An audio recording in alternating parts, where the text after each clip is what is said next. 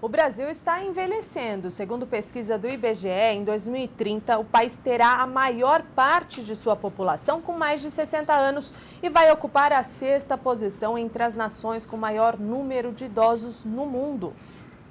Mas será que o país cuida bem de seus idosos? Dia 24 de janeiro é comemorado o Dia Nacional do Aposentado e o assunto está em pauta no Jornal da Câmara.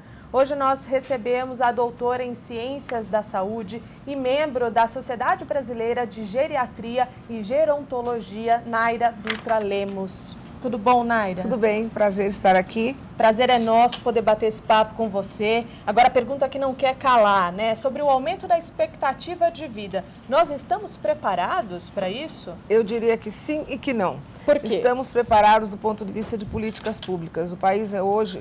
Nosso país é hoje um dos países com a melhor legislação voltada para essa população. É mesmo? O Estatuto do Idoso garante muitas leis e dele derivaram várias outras leis que garantem a melhor qualidade de vida para essa população. E não porque nem sempre a gente faz valer o Estatuto, né? Porque ainda há um certo desrespeito à legislação, ainda, eu não diria desconhecimento de maneira geral, mas assim um desrespeito mesmo em alguns momentos. Então eu acho que a gente está caminhando para estar mais bem preparado. Então, assim, dá para dizer que a gente vive num país que trata bem os idosos?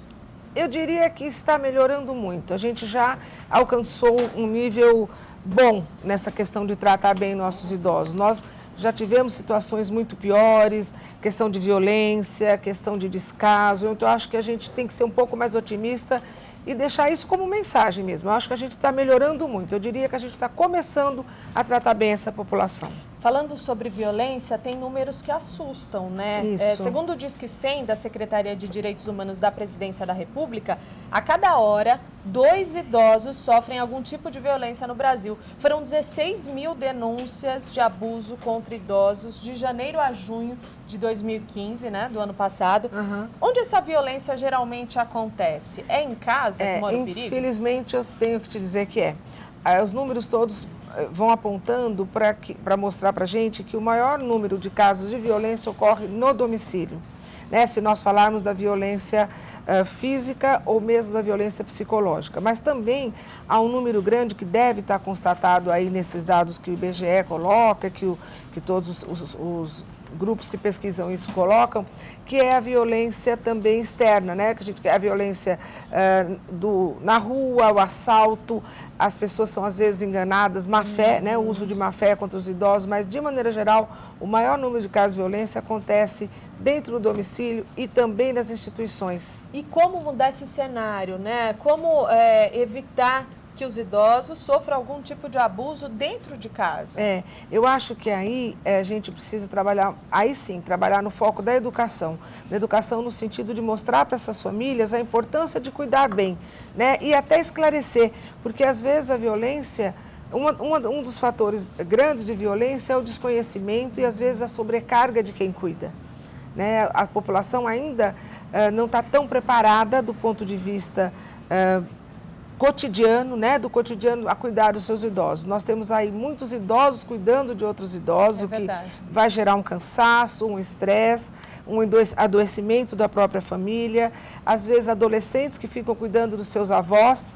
Então, isso tudo também aumenta esse panorama de violência. Então, nós temos que trabalhar mais nesse foco do esclarecimento. E o Brasil está se adaptando, né? O brasileiro está se adaptando a essa nova realidade. Né? Exatamente. A gente está envelhecendo. A gente está envelhecendo, não é mais isso, a gente não pode chamar de um fenômeno, porque isso já está acontecendo há um bom tempo, né? Então, se a gente pensar, a gente hoje tem uma realidade que está na nossa cara, né? A gente tem uma população envelhecendo e ficando velha por muito mais tempo, o que é mais importante ainda. É verdade. Né? A nossa expectativa de vida está em torno de 75 anos, mas isso é apenas uma média. Nós temos hoje um número grande de centenários no Brasil, coisa que há 10, 15 anos era difícil de identificar.